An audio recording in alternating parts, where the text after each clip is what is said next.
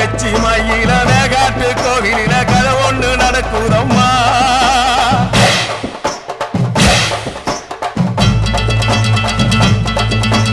காட்டு புலி ஒண்ணு காயம் பட்டு போச்சே காரணம் யார் சொல்லம்மா